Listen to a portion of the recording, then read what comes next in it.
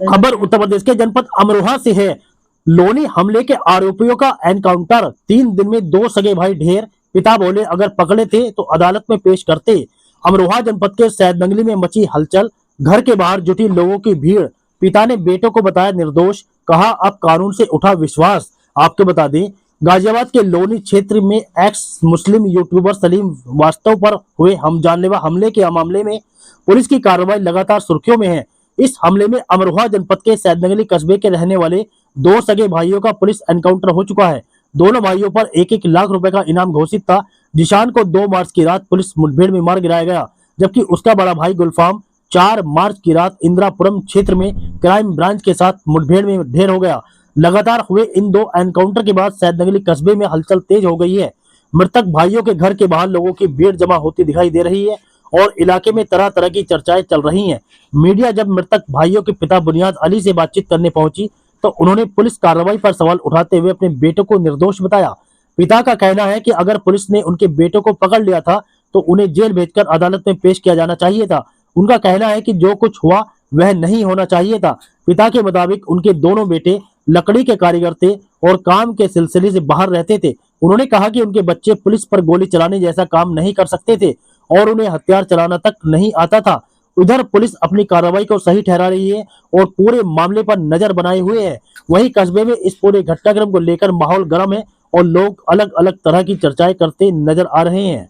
अच्छा, ये जो घटना आपके बेटों के साथ में हुई है, क्या है पूरा मामला? ये मामला तो वैसे जो है पुलिस को ज़्यादा पता, जो भी है हमें तो इतना आइडिया है नहीं।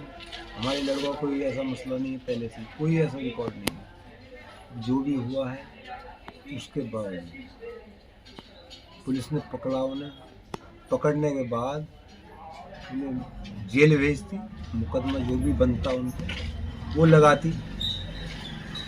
ये कानून कोई उनका पहले से कानून की अपराध क्या मामला नहीं है किसी का, हमारे दादा तक। ये सच्चाई है, वैसे नहीं कह रहा हूँ मैं, रिकॉर्ड है ये। 151 में भी नहीं है कोई मुकदमा किसी के खिलाफ, पूरे परिवार में, दादा तक हमारे। रही बात इंसाफ की, इंसाफ बिल्कुल नहीं हुआ। इंसाफ जब माना जाता तो उन्हें कोर्ट भेजा जाता, कोर्ट से उन्हें जेल भेजा जाता तो इंसाफ था। ये सच्चाई में गुंडागर्दी से उनका इनकाउंटर करा गया।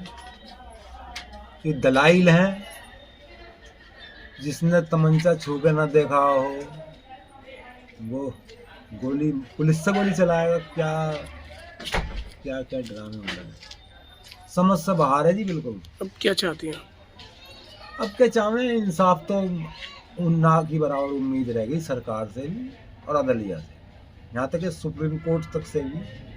अब कुछ जज ही बचे होंगे, बाकी वो भी दबे हुए हैं हमें। कितने बच्चे थे आपके? 7 थे, 2 लड़के 5 लड़के। इनमें से किसी की शादी वादी हुई, कोई से लड़के की शादी हो गई, एक छोटा वाला बचा था लड़का। बाकी उम्मीद अल्लाह से है, वो जजा और सजा देने वाला वो, बस इस पे ही मुतमईन है। बाकी हम कुछ नहीं कर सकते, न इस पोजीशन में है हम तो कुछ कर पाएंगे। ये क्या काम करते थे जहाँ रहते थे? दिल्ली लकड़ी का। कई मीडिया वालों से कैसे हैं, लकड़ी का काम करते पहले से ही कितने साल हो गए इन्हें बाहर? बड़ा वाला पाया होगा काम सुई का, घर में काम होता तो करते ही। बहरहाल दोनों लकड़ी का काम नहीं करते।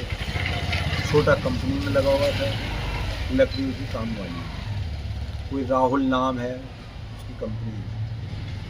कितने समय से काम करते थे आपके बेटे? ये तो लगभग 2013 से करता था बड़ा वाला,